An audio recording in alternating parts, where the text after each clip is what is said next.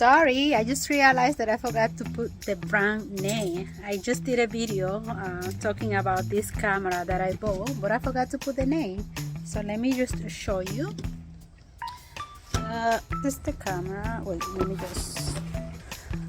me try to find a better way. Wait. Let me see where I put this phone so I can find a better way to put this camera. Let me hold the phone right up for just a second. So here it is.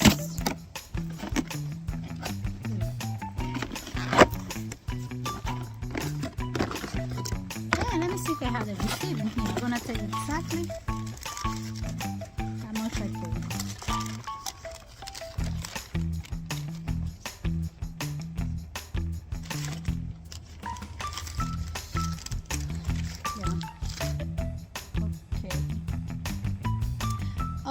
What happened? Yes, this is what happened. I'm gonna tell you what happened. Because I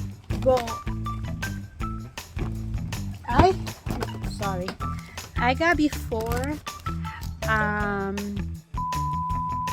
camera, so I returned that one because it wasn't doing. I didn't like it. It was good. It was kind of good for videos, but for picture was horrible. So I returned it. And also I didn't like, I don't know, it was something about the camera. So I changed it for this one. This one was a little more expensive. So I paid, what is the price again? $899.99 plus 59.62 and do the math. That's exactly what I paid for that one. Let me just show you. As you can see, it seems like it's a good one. Let me just show you. So I got this one